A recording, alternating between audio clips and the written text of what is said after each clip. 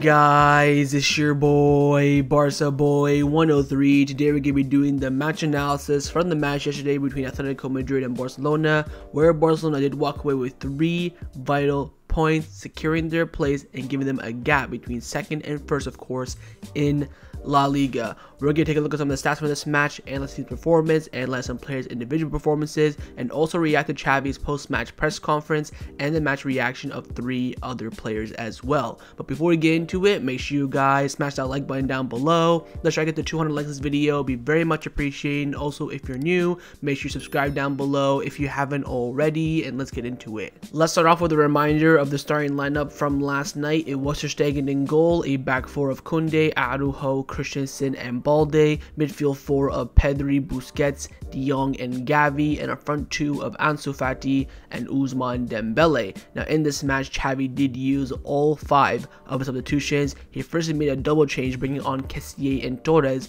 taking off Ansu Fati and De Jong. Then he brought in Raphinha for Gavi. Then lastly, he made another double change, bringing on Roberto and Alonso, and taking off Busquets and Balde. Now the front covers of the Catalan-based newspapers this morning were nothing but praise for the fact that Barcelona are now officially and securely top of La Liga. Firstly, Wanda Metropolitano came out with a headline saying goal of the leader, and Sport came out with the headline saying flying. Let's now take a look at the only goal scored in this match, and it was of course from Ousmane Dembele. First the ball builds upon Busquets from the back, who finds Christensen. Then Pedri does his absolutely outrageous run, finds Gavi, who opens up the space for Ousmane Dembele on the right. Does a big shot this time, he lets it fly first time, and it goes in the bottom left hand corner and gives Barcelona the 3 points. Let's now take a look at the full-time stats, where Barcelona did dominate possession with 59% to 41% for Atletico Madrid, but did lack in the shots. Barcelona had 10 shots to Atletico's 20, they had 2 shots on target to Atletico's 5, 3 shots off target to Atletico's 8, and had 5 block shots compared to Atletico's 7. So Atletico Madrid,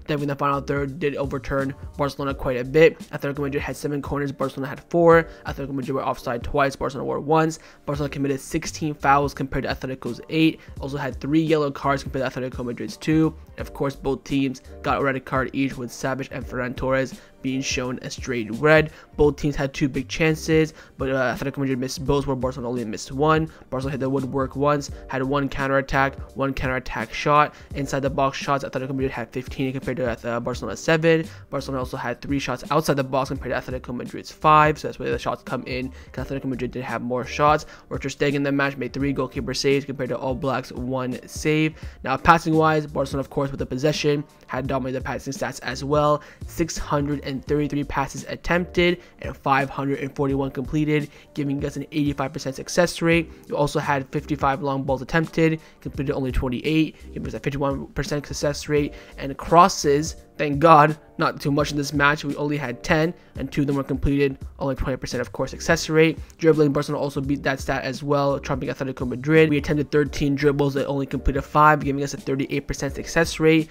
Now Barcelona in this match did lose possession of the ball 145 times. Now usually the number I would say is between 90 and maybe 110 at the most, so 145 is ridiculous, but it's still less than our opponents Atletico Madrid, who lost the ball 155 times. Barcelona in this match also won 48 duels, won 13 of them aerially, and also completed 22 tackles, 12 interceptions, and 26 clearances. Let's now take a look at the SofaScore full-time player ratings, where Barcelona as a team achieved a 7.02 score rating, which is above average but not that great. Ter Stegen in goal got 7.5. The highest in the team is Jules Kounde with a 7.9, Araujo 7.6, alongside Christensen 7.6, Balde 7.0, which I think is very, very low for him.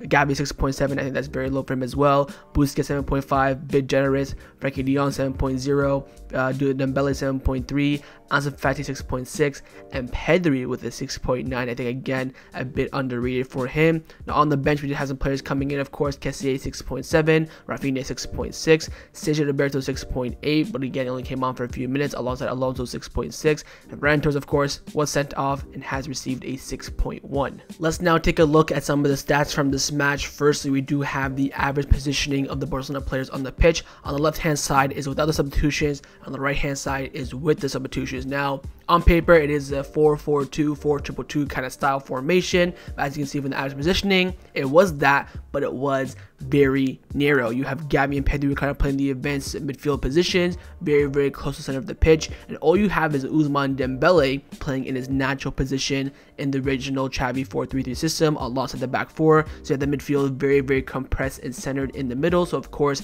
he was really aiming to win that midfield battle against Atletico Madrid. When the subs came in though, the formation did end up changing. Of course, Roberto came in the pivot for Busquets. You have Kessie coming in that natural right center hand interior role. You have Ferran Torres playing basically as a left wing back, but again, that's basically because he had to defend a lot. He didn't really get that many touches with the ball in the final third. Same with Raphinha as well, playing more so of that traditional left wing position for him. And this also correlates with the heat concentration of the match as well, where the majority of the ball was spent in the halfway line, 45%, but 36% in Barcelona's final third compared to 19% in Atletico Madrid. So the ball wasn't too much in Atletico Madrid's final third, but Barcelona made it count. And also Barcelona attacked the left hand side more in this match than they did the right hand side, which is as per usual with Jordi Alba there. It's usually always down that left hand side. Even without him, you had Balde and Pedri both down that left hand side, who got more touch of the ball compared to Ousmane Dembele and Kounde on the other side. Now if we take a look at some of the deeper stats of this match, more specifically of course XG, which is expected goals, Atletico Madrid had an expected goals of 1.42 based on the creations they created, all that sort of stuff. They were expected to at least score a goal and a half, where Barcelona had an XG of 0.66, which means that based on our entire game, we did not even deserve to score a goal. From open play was 0.92 for Atletico, for Barcelona 0.58. From set play, Barcelona had a 0.07, dreadful compared to Atletico Madrid 0.50. Now look at the passing network in this match on the right hand side. You can see that a lot of the connection was between that back five, Christensen, Araujo, Kounde, Balde, and Ter Stegen, but mainly between Kounde and Araujo. That was the most passed combination, alongside Christensen and Araujo, and also Christensen basically into the final third. A lot of the ball when Barcelona building from the back started off with Andreas Christensen, who did have the most passes in the match for Barcelona. Most pass combination was Araujo and Kounde. Most progressive passes was Kounde. Most XG threat received was Ansu Fati. Most threat via passes was Araujo. The most threatening combination was also Araujo and Kounde. And the most progressive passes received was from Ousmane Dembele. Now if you look at the passing network for Barcelona based on the minutes played in this match, you can see from the start of the game to the 15th minute, a lot of the passes were progressive in the final third, same from the 15th minute to the 30th minute, but then 30 to 45 to where the halftime started to kick in, you can see that Barcelona were dropping a lot of deep. You can see the average positioning is basically all in our whole entire half, and if you see the three maps at the bottom of the screen, that's basically the whole entire second half. And again, we're dropping very deep. We're basically in our own half, defending for our lives, which shows that Barcelona put in a defensive masterclass in this match. Now, the key disappointing factor of this match was the fact that Ferran Torres was shown a straight red card in this game after a literal brawl with Savage was taking place on the pitch. They were going at it, pulling each other's hair, basically throwing punches. I think Savage grabbed Ferran Torres' balls all over the place. He was shown a straight red card. Now, according to Sport, both Ferran Torres and Savage could be suspended for multiple matches. It will depend on how the referees committee evaluates their actions.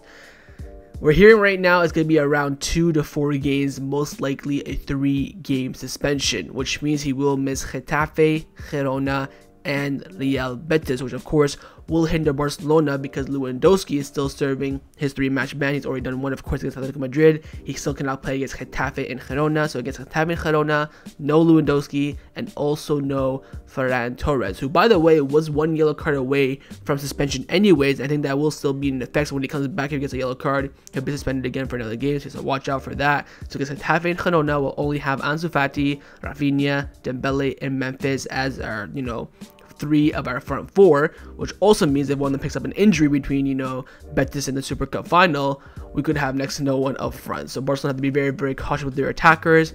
Wait and see how this goes. But again, I think it was Savage who did instigate the fight that happened on the pitch. So I don't think, hopefully Ferran Torres' punishment won't be as serious, maybe 1 or 2 game suspension, because of course he did continue on and basically fight him on the pitch. But we'll wait and see how it is. But we are expecting Ferran Torres to receive a few match ban in La Liga. Let's now get into Xavi's post-match press conference reaction and the match reaction of 3 other players. The 3 other players were the captain Sergio Busquets, Andreas Christensen, and Pedri as well. Let's now get and see what everyone had to say. First up is Captain Sergio Busquets, who overall did put in an average performance in this match. Thank God none of his mistakes came back to bite us. But let's get to see what he had to say after the game. He came out saying it was an opportunity after Madrid's defeat, and we took advantage of it. We knew it was going to be a tough game. In the second half, we were able to control better. We suffered, but we got the 3 points. It's very important to keep a clean sheet. When you play away from home, it's even harder. We have to continue to be solid. We would like to be more forceful in attack, although Atletico Madrid didn't have any clear-cut chances either. So he's saying, look, based on the game plan and our set goals for this match,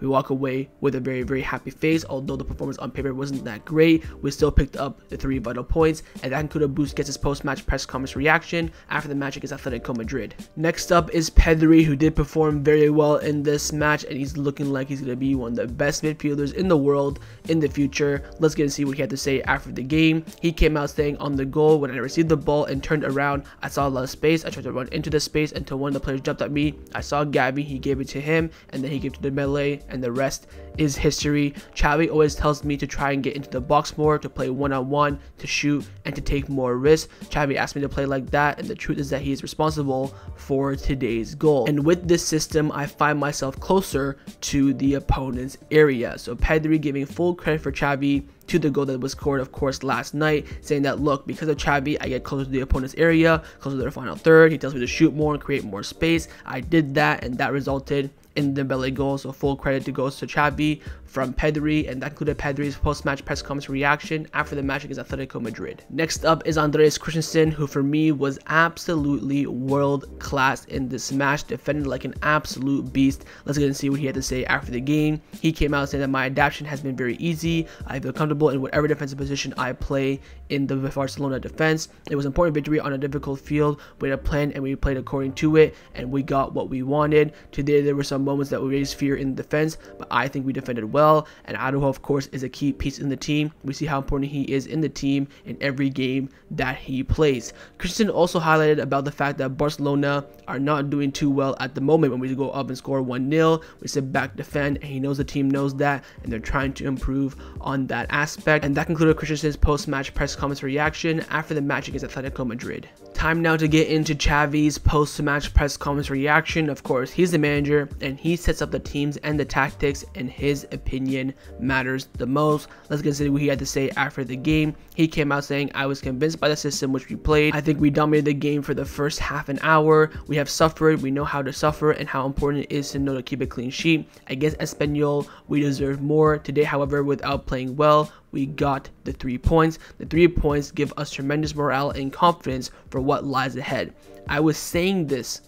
I was tweeting about it and saying it, how important this game was to give us that boost, that confidence and morale for the games to come, Super Cup, Copa, and also La Liga. And Xavi finally coming out saying that is true. Today, without playing so well, we were able to suffer, and we took 3 golden points. When changing the system, the player sometimes doesn't feel completely comfortable. We changed to a 3-4-3 because I thought it would give us more control and possession. At the beginning, it worked well for us, but then it cost us more. It's important for us to know how to win without Robert Lewandowski, who is such an important player for us and for the team. We have given a blow to La Liga table. We have given a blow to the La Liga table to be considered as candidates for this league. The game plan was to dominate, have possession, and attack in the best way. We lacked the depth to look for Balde and Ansu Fati. It was our idea. We have lowered the intensity and high pressure, and I decided to make those changes. I think we let Ter Stegen be tested by the opponents a lot. It was a very difficult match, very complex, very difficult for us. I think it's a very important match because we were able to suffer and beat a direct rival. The message is, without playing well, you can also win. Against Espanyol, playing very well, we couldn't win. Today we saw a great attitude. Everyone worked hard. The team gave their all, and that's what I'll take away from this match.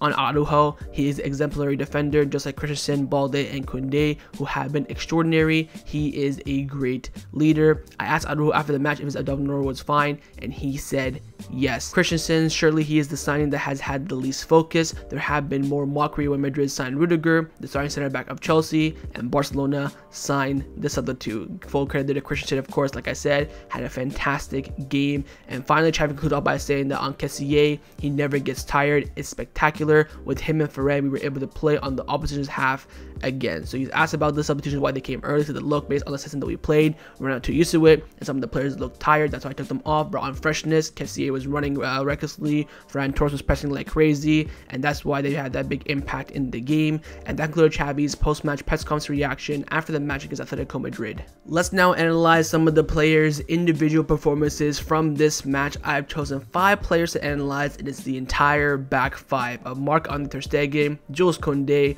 Ronald Araujo, Andres Christensen, and Alejandro Balde. First up is the goalkeeper Marc-Andre Ter Stegen, who got a 7.5 silver score rating, as from his heat map, of course, was playing in goal. In the match, he played 90 minutes, had 3 saves, had 2 saves from inside the box, had 62 touches. He had 74% pass accuracy after he attempted 53 passes, but only successfully completed 39 passes. And he also attempted 22 long balls, but only completed 9. Now, clearances do technically count as long balls attempted by the goalkeeper, but that does not take away from the point that Ter Stegen did play very well last night. Made a great save from a Christensen shot, of course, in the first half, and he controlled the box very well, passed up in the back when the opportunity was there, and when it wasn't, he cleared the ball out. And that for me is the definition of a great goalkeeper. 6 goals conceded in La Liga, 13 or 12 clean sheets. He's having an absolutely fantastic season. Maybe it was because he was bald for the past few years that the hair wasn't there to give him luck. The hair is there now, looking beautiful. 4th captain, and he's on a great run. Next up is Kounde, who according to SofaScore was the best Barcelona player in this match, getting a 7.9 silver score rating, as his heat map, of course, was playing as the right back in this match. In the match, he had 90 minutes, he had 6 clearances, 2 block shots, 2 interceptions, 1 tackle, 1 clearance off the line. He attempted 6 ground duels and completed 1. He did 4 aerial duels and completed 2. He lost the position only 22 times. He committed 3 fouls but was never fouled himself. Had 105 touches. He had 82% pass accuracy but only misplaced 13 passes. He had 1 key pass, and he also attempted 6 long balls and completed 4. Every penny was worth it. I cannot wait to see Kounde play on a consistent basis as a center back. I think as a center back for Barcelona, he's gonna be brilliant. But the problem is right now, since we have no one at right back, he has to go there and play there for the majority of the time. We'll see Araujo go there if we play Real Madrid to block Vinicius. Maybe when we play United, he'll play him there to block Rashford. But more consistently, it will be Kounde in the top games. He's just so good. He's so calm on the ball, so confident. And I have to go back, by the way, to his aerial duels. He attempted 4, he only won 2, but the 2 he won were deep inside the box, clearing away a clear goal scoring opportunity for Atletico Madrid. My French center back, he is going to be a fantastic player for the future, but he's also going to be a great player for now. Next up is Ronald Araujo, who got a 7.6 silver score rating and adds up from his heat map, but of course playing as a right center back in this match, but also got forward. He was also there a little bit on the left hand side, and when Barcelona went to a back 3, of course, he's playing as a central center back. In the match, he played 90 minutes, had 1 clearance, 2 block shots, 2 tackles, 1 clearance off the line, and was never dribbled past in the match as well. I think also Kounde never was dribbled past as well. He had 3 ground duels and completed 2. He did a 1 aerial duel and completed 1. He lost possession 9 times, and he only committed 1 foul in the match. He had 77 touches. He completed 87% pass accuracy, but he only misplaced 9 passes. He also attempted 6 long balls, but only completed 1.